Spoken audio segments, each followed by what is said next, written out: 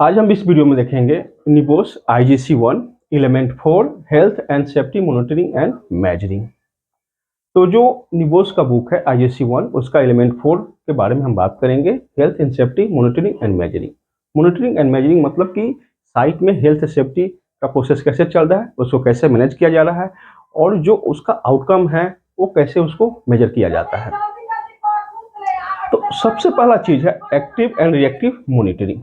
तो एक्टिव और reactive monitoring क्या होता है? जो एक्टिव मॉनिटरिंग होता है उसे हम बोलते हैं लीडिंग मॉनिटरिंग और रिएक्टिव मॉनिटरिंग को हम दूसरे वर्ड में बोल सकते हैं लैगिंग मॉनिटरिंग। तो एक्टिव मॉनिटरिंग जो होता है कि साइट पे जो भी वर्क प्लेस है, जहाँ कंस्ट्रक्शन का वर्क चल रहा हो या माइनिंग का वर्क चल रहा हो या ऑयल एंड फील्ड हो, तो वहाँ जो है डेंजरस होता है, वहाँ इंजरी, डैमेज, ये सबका खतरा बहुत ज़्यादा होता है, इसीलिए वहाँ सेफ्टी मैनेज किया जाता है। तो जो एक्टिव मॉनिटरिंग होता है तो इसका 3 रूप है, safety inspection, sampling and tour. तो जो एक्टिव मॉनिटरिंग है क्या, इसका मेन पर्पस है कि साइट पे जो भी वर्कर हैं उनको सेफ बचाया जाए, प्लांट एंड मशीनरीज को डैमेज से बचाया जाए, कोई अनवांटेड इवेंट घटना ना हो जिससे कोई लॉस हो या कोई इंजरी हो। तो एक्टिव मॉनिटरिंग क्या है, एक प्रकार का इंश्योर करता है कि किसी को कोई चोट ना लगे, एक्सीडेंट ना हो। तो ये इंस्पेक्शन, तो जो एक्टिव मॉनिटरिंग के 3 पार्ट होते हैं। फर्स्ट है safety inspection, sampling and tour. तो इंस्पेक्शन क्या आता है कि जब भी साइट पे काम चलता है, वर्क प्लेस पे काम होता है, जैसे मैं ज़्यादा एग्जांपल जो लूँगा ये कंस्ट्रक्शन का लूँगा। तो साइट पे जो भी काम चलता है उसमें बहुत से काम जो होते हैं वो रिस्की होते हैं, वहाँ खतरा होने का ज़्यादा चांस होता है। अगर कोई हाइट पे काम कर रहा है, एस्केप होल्डिंग पे काम कर रहा है या ये केमिकल के साथ काम कर रहा है, तो या टावर क्रेन पे काम कर रहा है, तो ये सब चीज़ों की या स्लैब की तैयारी हो रही है, तो वहाँ जो है स्लिप होने का, कुछ गिरने का, इंजरी होने का चांस ज़्यादा होता है। इसीलिए जो सेफ्टी अफसर होते हैं या सुपरवाइजर होते हैं वो साइट पे घूमते हैं, चेक करते हैं ये कि प्रॉपर बैरिकेडिंग है कि नहीं, प्रॉपर वहाँ लोग सेफ्टी में काम कर रहे हैं कि नहीं, अगर कोई ग्राइंडर यूज कर रहा है तो प्रॉपर हैंड ग्लोव्स लगाया है कि नहीं,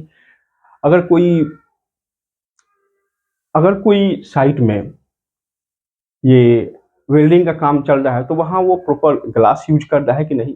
तो इस प्रकार की चीज़ों को प्रॉपर सेफ्टी चेक करना कि हर एक लोग जो भी साइट में काम कर रहे हैं प्रॉपर सेफ्टी में काम कर रहे हैं कि नहीं, प्रोसीजर को प्रॉपर फॉलो किया जा रहा है कि नहीं।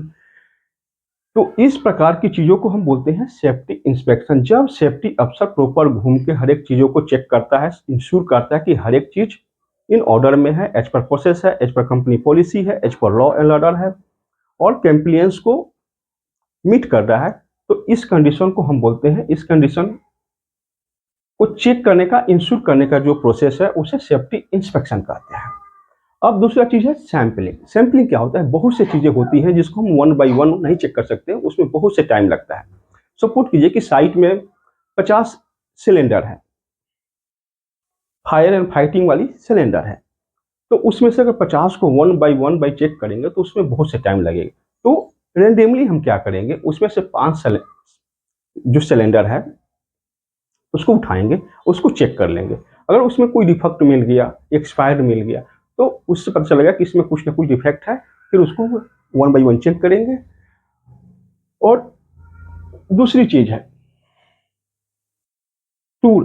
टूर क्या होता है कि जब साइट पे इंस्पेक्शन हो गया तो इंस्पेक्शन को मोस्टली देखा जाता है कि वन सेफ्टी सुपरवाइजर या ऑफिसर ये चेक कर लेते हैं, लेकिन टूर होता है हाई प्रोफाइल, ये इंस्पेक्शन होता है।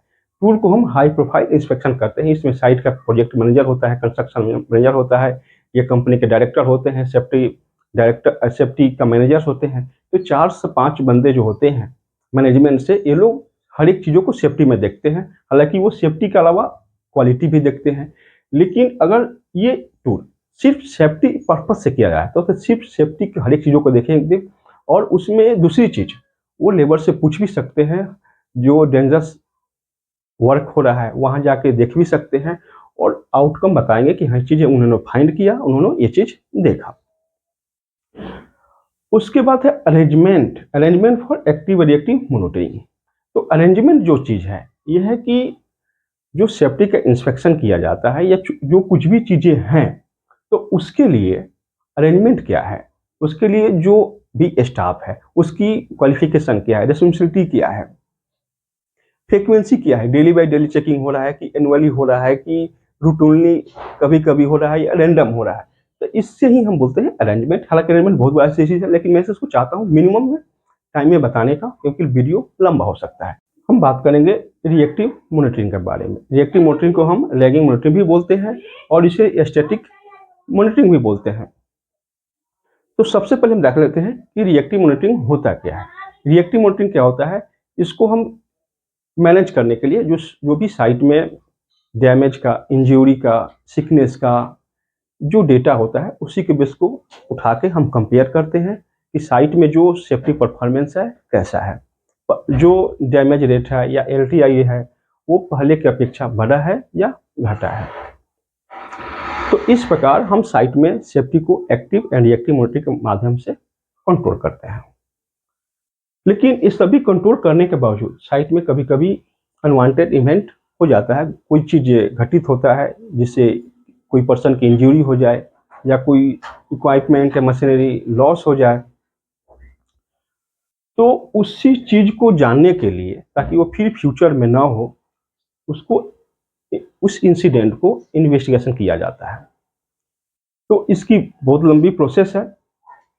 इसके लिए वहाँ साइट पे जाया जाता है, उसकी फोटो, स्केच, वीडियो, बैरिकेडिंग किया जाता है, उस वहाँ जो भी इन्वॉल्व हो उससे पूछताछ किया जाता है, उस जगह का नाम सब कुछ मेंशन किया जाता है और रिपोर्ट बनता है। अब आगे टाइप्स ऑफ इंसिडेंट्स। तो इंसिडेंट्स क्या होता है, तो सबसे पहला चलता है एक्सीडेंट। एक्सीडेंट को हम बोलते हैं अनवांटेड या unplan event that lead to injury, damage और लॉस। तो ये हो गया इंसिडेंट। एक्सीडेंट भी वही होता है, एक्सीडेंट, इंसिडेंट, नियर मिस होता है। नियर मिस क्या होता है कि unwanted event, unplanned event that may be lead to injury, damage और loss but in fact does not, कि वह इवेंट या अनप्लान हो या अनवांटेड हो, लेकिन उससे खतरा होने का पॉसिबल संभावना थी लेकिन हुआ नहीं। इसके बाद आ गया बेसिक इन्वेस्टिगेशन प्रोसेस। जो बेसिक इन्वेस्टिगेशन प्रोसेस है इसका चार चीजें हैं।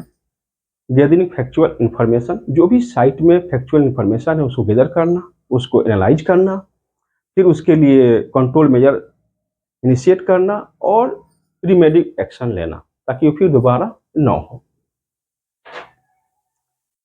उसके बाद है पूरे एक्सीडेंट को रिपोर्ट करने के बाद, इन्वेस्टिगेट करने के बाद, सब कुछ करने के बाद इसको एक्सटर्नल एजेंसी को रिपोर्ट करना पड़ता है ताकि वो इसमें एक्शन ले सके या उसको रिपोर्ट करना पड़ता है।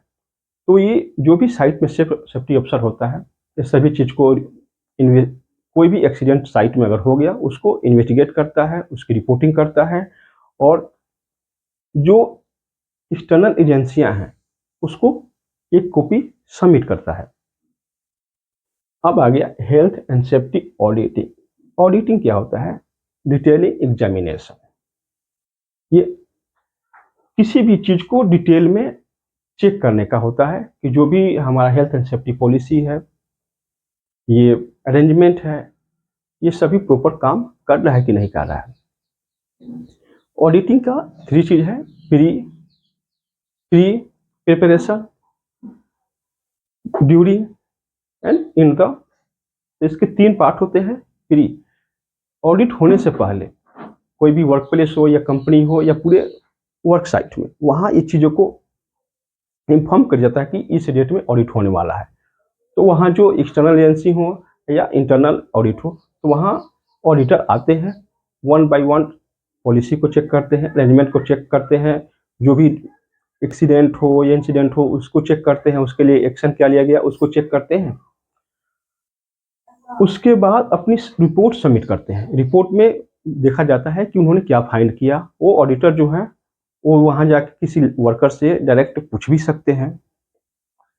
वो सबमिट करने के बाद उसमें देखा जाता है कि वहाँ उसमें फाइंड क्या हुआ, क्या मेजर चीज़ें मिली, फिर उस पर एक्शन लिया जाता है, फिर उस चीज़ को सुधारने की कोशिश की जाती है। जो चौथा चीज़ है health and safety performance. Audit से हमें पता चलता है कि हमारा साइट में जो हेल्थ एंड सेफ्टी का चीज़ें हैं वो कैसे चल रही हैं, उसके परफॉर्मेंस क्या है, परफॉर्मेंस आउट परफॉर्मेंस है या बिलो द परफॉर्मेंस है। तो ये सभी चीज़ें हमें हेल्थ एंड सेफ्टी ऑडिटिंग से ही पता चलती है। इसका पर्पोज ये होता है कि इसके माध्यम से, ऑडिटिंग के माध्यम से हेल्थ एंड सेफ्टी की परफॉर्मेंस को